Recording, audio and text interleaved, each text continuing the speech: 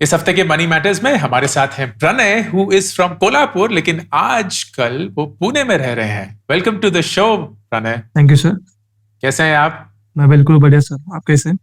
बहुत बढ़िया, thank you so much. तो प्रणय, अपने बारे में अगर हम सबको बता सकते हैं तो प्लीज बताइए, जो भी आप हमारे साथ शेयर करना चाहते हैं। तो सर सर मेरा नाम प्रणय कांबले है। Basically I am from Kolhapur. Currently I am working in Pune.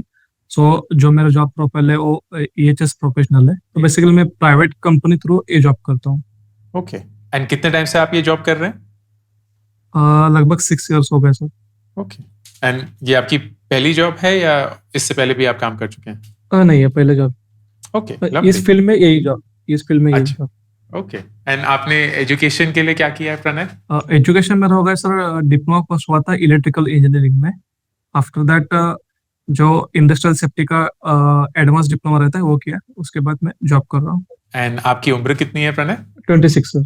आपकी फैमिली में कौन कौन है? फैमिली में सर मेरी माँ है, मेरा बड़ा भाई है और मैं, तीनों रहता है अभी। बहन है, उसकी शादी हुई और पिताजी 2 साल पहले पास।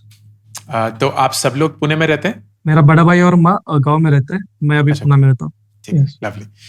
तो जब आपने मनी मैटर्स का फॉर्म भरा प्रणय, किसी रीजन से भरा होगा, तो बताइए हम आपकी कैसे मदद कर सकते हैं आज। यस सर, रीजन ये था सर कि जो मेरा मंथली इनकम है और जो मेरा मंथली एक्सपेंस है उसमें बहुत डिफरेंस आ रहा है सर। मैं जितना इनकम मतलब जितना इनपुट आ रहा है उससे ज्यादा आउटपुट जा रहा है। तो क्या हो रहा है सर, मैं भी कंफ्यूज हो रहा हूँ कि मुझे बाकी खुद के खर्चे के लिए रहेगा या फिर और चीजों के लिए रहेगा। तो मेरे पास वो इनकम नहीं रह रही है, बच नहीं रहे, सेविंग ही नहीं हो रहा है और इन्वेस्टमेंट करने का सोच रहा हूँ। पहले किया था मैंने इन्वेस्टमेंट, लेकिन कुछ रीजन मैंने वो इन्वेस्टमेंट पूरा रिडीम कर दिया। लेकिन अभी इन्वेस्टमेंट करना चाहता हूँ लेकिन कुछ सेविंग ही नहीं हो रही है इसमें। ठीक है, तो हम शुरू करते हैं फिर प्रणय, आपके इनकम और एक्सपेंस को समझने के लिए। तो सबसे पहले आपकी सैलरी से शुरू करते हैं। तो आपको पर मंथ आफ्टर सारी डिडक्शंस कितनी सैलरी मिलती है प्रणय? आफ्टर डिडक्शन सर मेरा आता है 34,500। 34,500। आपको कोई आइडिया कि इसमें पीएफ वगैरह कितना कट के आता है, अगर आता है?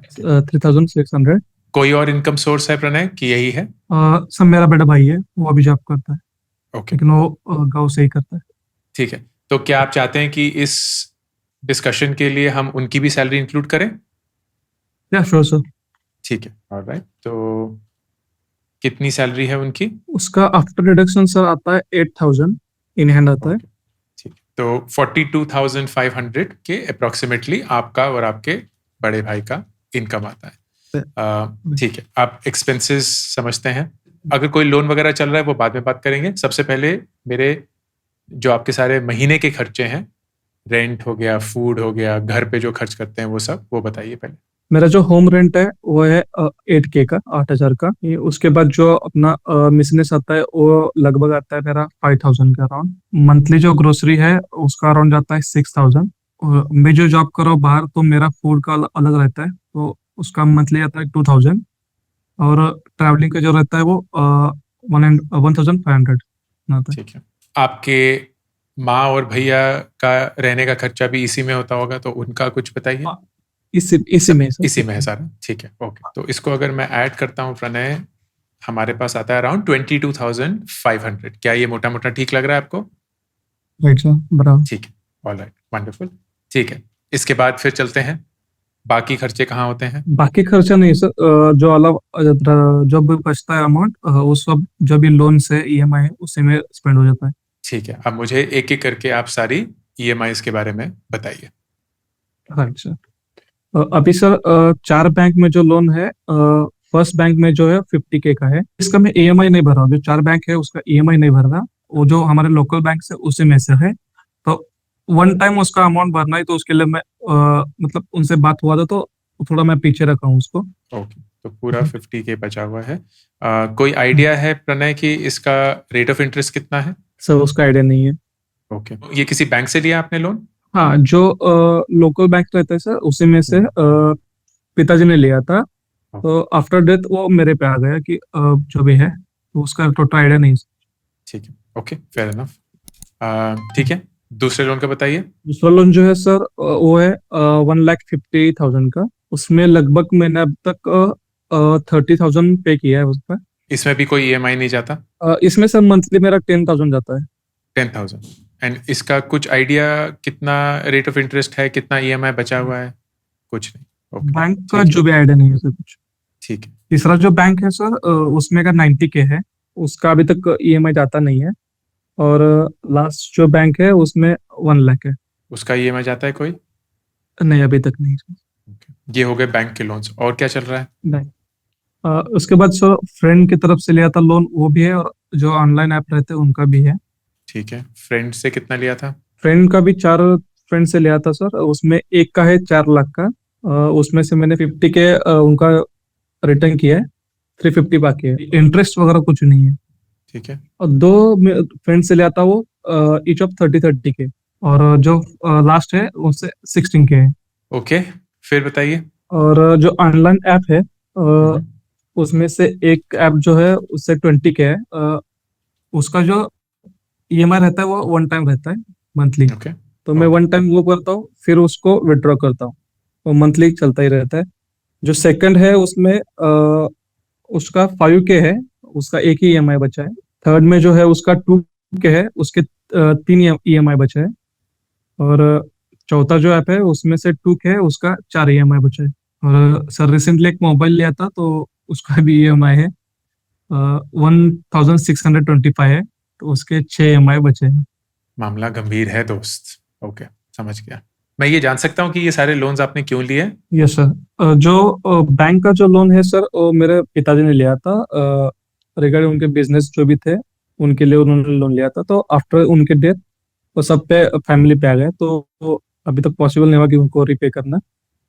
देन जो फ्रेंड का और जो ऑनलाइन ऐप का है सर, वो बीच में वही फैमिली कंडीशन के लिए हुआ था, तो वहां से लिया था, तो पर मंथ चल रहा है। और वो फैमिली कंडीशन हेल्थ कंडीशन थी, घर खरीदना था, क्या था? बीच में आया था सर, माँ का भी थोड़ा हेयर का प्रॉब्लम था, और दूसरा जो है कुछ बैंक के या दोस्तों के लोन पे करने थे, तो उसके लिए निकालना था। तो पहले के लोन पे करने के लिए ये लोन लिए थे? Right sir. आप मुझे ये बताइए, सबसे पहले आपके बैंक में अभी कितने पैसे होंगे? सेविंग के नाम पे अभी कुछ नहीं। इन्वेस्टमेंट के नाम पर कुछ कुछ भी है? इन्वेस्टमेंट पे नहीं। कोई सोना, माँ के पास नहीं, कुछ? कुछ नहीं सर। एसेट के नाम पे सर हमारा एक प्लॉट है, बस ओके, उतना ही है क्या। उस प्लॉट से आप कुछ कमाते हैं, कुछ रेंट पे है, कुछ भी? नहीं, रेंट पे नहीं सर, लेकिन वो सेल करके कुछ इनकम आ सकता अगर आप वो सेल करेंगे कितना इनकम आ जाएगा? है, 12 to 14 लाख। ओके, आपके बड़े भैया जो कोल्हापुर में है, वो या इसलिए हैं क्योंकि माँ वहाँ है, या वो आना नहीं चाहते, या कहीं बाहर नहीं जाना नहीं सर, चाहते? नहीं सर, माँ है इसके लिए वो वहाँ पे रह रहे हो। तो देखिए प्रणय, ये तो जाहिर सी बात है कि आपकी सैलरी और आपके जो लोन्स हैं उसका बहुत बड़ा मिसमैच है। करीब 9 लाख रुपए के लोन हैं जो आपके पिताजी ने लिए थे और आपने अपने दोस्तों से लिए हैं। ऑनलाइन ऐप्स भी करीब 40,000 रुपए आपने लिए हुए हैं, प्लस फोन का। मेरे हिसाब से तो ये 2 ही तरीकों से सॉल्व हो सकता है, शायद एक तीसरा तरीका है। तरीका नंबर 1 जो मुश्किल तरीका है, कि आप अपनी इनकम बढ़ाएं, आपका भाई अपनी इनकम बढ़ाए, और जो ये 42,000 रुपीज आप कमा रहे हैं इसको आप ज्यादा करें। लेकिन इसको आप कितना ज्यादा कर लेंगे?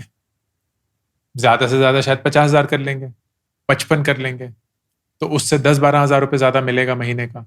लेकिन उससे बात बहुत बड़ी तरीके से बदलेगी नहीं, क्योंकि जो आपको ईएमआईज देनी है वो सिग्निफिकेंटली हाई है इन कंपैरिजन टू जो आपकी इनकम होनी चाहिए। लेकिन वो तरीका नंबर 1 है, and I am sure you have considered it, but I am just laying out the options. तरीका नंबर 2 है कि आपके पास जो ये प्लॉट है वो आप बेच दें। आपने बताया 12 से 14 लाख रुपए मिलेंगे, and being absolutely non emotional, क्योंकि ये मेरा डिसीजन लेना तो बहुत आसान है, लेकिन आपका मैं समझ सकता हूं एक उतना आसान डिसीजन नहीं होगा।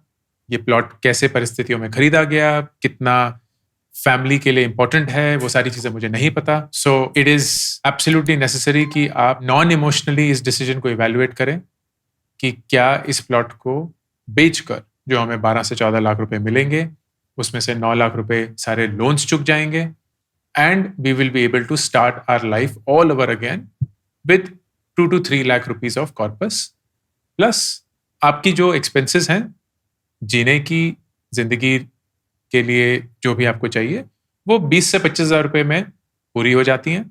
आप एज अ फैमिली 42,000 रुपीज कमा रहे हैं, तो वो एक्स्ट्रा ऑलमोस्ट 15-17,000 रुपीज भी आप इन्वेस्ट करना शुरू कर सकते हैं, या उसका थोड़ा सा अमाउंट इन्वेस्ट कर सकते हैं, थोड़ा सा अमाउंट अपनी जिंदगी को अपग्रेड करने के लिए यूज कर सकते हैं, and it can be a really good place to start with, which is option number 2।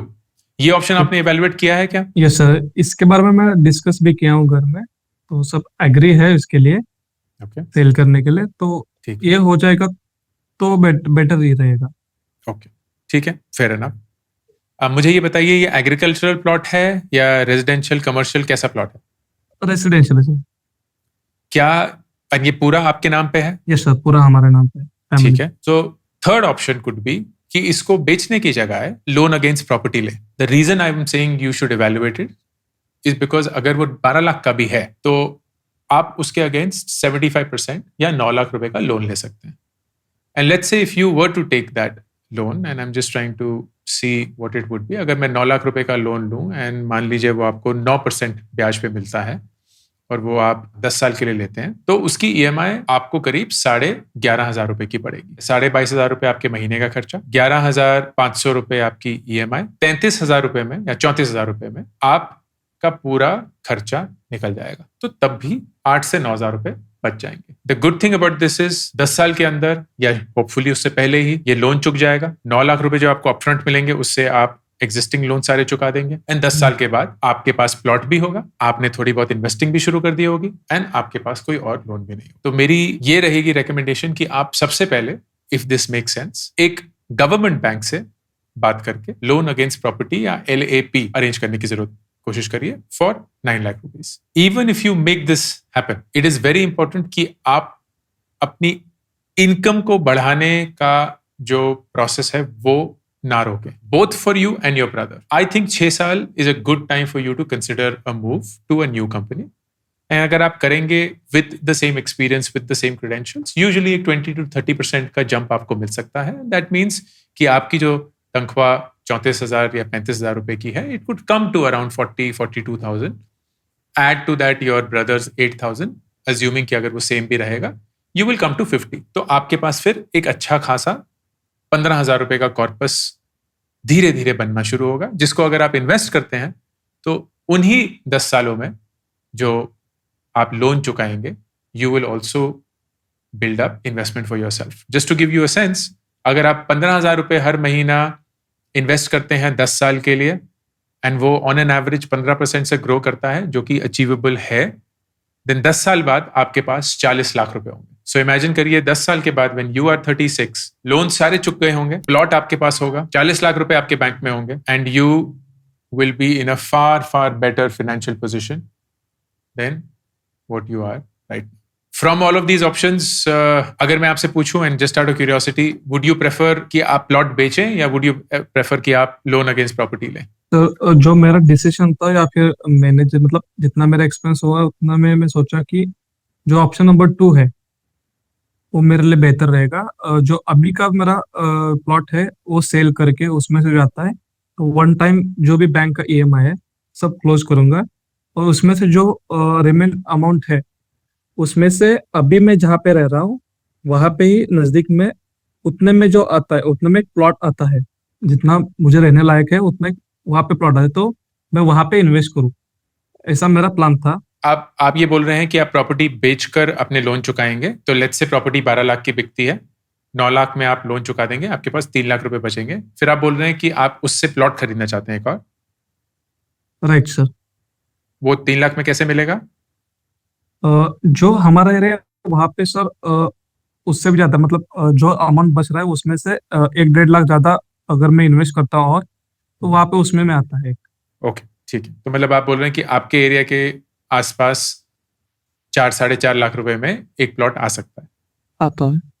ठीक है, ठीक है, and if that make sense, sure, आप वो भी कर सकते हैं, छोटा सा 2-3 लाख रुपए का लोन भी ले सकते हैं, and your income can easily support that, और वो क्योंकि होम लोन होगा तो it will be far cheaper than the loans that you have right now. Yes sir. Perfect.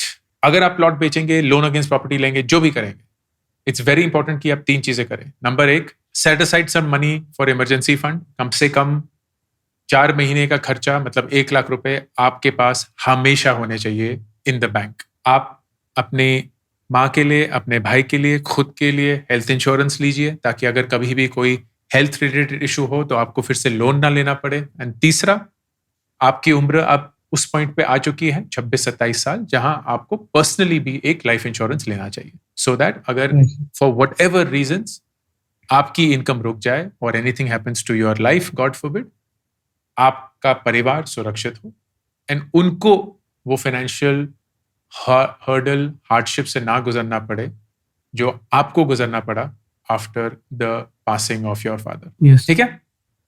Yes, sir. Perfect. Awesome. All the best, Pranay. I wish you well, my friend, Thank you, sir. and I hope that you get to a good spot very soon. ठीक है? Thank you sir. Sir एक बात confess करना Please, चाहता हूँ please. Sir.